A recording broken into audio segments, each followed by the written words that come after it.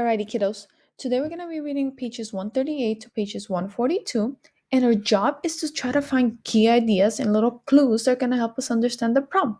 What is the significance of Ponyboy finding Bob's picture in the yearbook? I want you to think about what is he saying, how is he thinking, how is that affecting him? Okay? So for your annotations, I want you to try to find those key ideas that are going to help us understand this scene in particular. Okay? So here we go.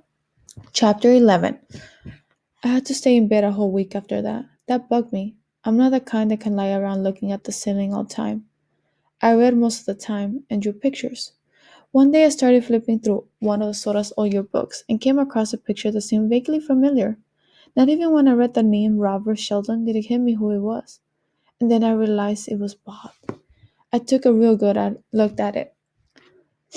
The picture didn't look a lot like Bob I remember, but nobody ever looks a lot like the picture in the yearbook anyway. He had been a sophomore that year. That would have made him about 18 when he died. Yeah, he was good looking even then, with a grin that reminded me of Soda's, a kind of reckless grin. He had been a handsome black-haired boy with dark eyes. Maybe brown, like Soda's, maybe dark blue, like Shepherd's boys. Maybe he had black eyes, like Johnny. I had never given much thought about Bob much thought. I hadn't had the time to think. But that day I wondered about him. What was he like? I knew he liked to pick fights. The usual sock belief that living on the west side made you Mr. Tough. Looked good on dark wine colored sweaters and was proud of his rings.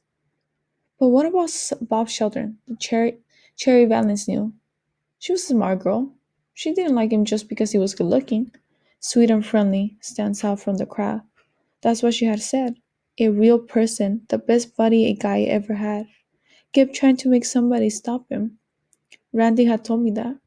Did he had a kid brother who idolized him? Maybe a big brother who kept bugging him not to be so wild. His parents let him run wild because they loved him too much or too little. Did they hate us now? I hope they hated us. That they were full of that pity victims of the environment junk the social workers kept handing Curly Shepherd every time he got sent off to the reform school.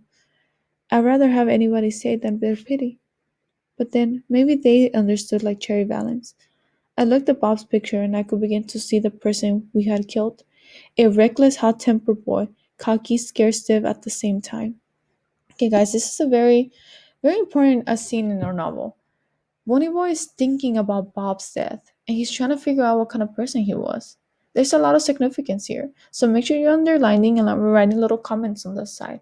Why is he doing this? How does this connect to the theme? We've hinted at this theme. Think about violence. What is he doing? Because you're most definitely gonna need that when you start writing one of your exit tickets and your test, which is gonna come up pretty quickly. Okay, kiddos, if you have any questions, please let me know. I'm always here to help. Make sure you read the pages and you have your annotations ready for class discussion. Bye!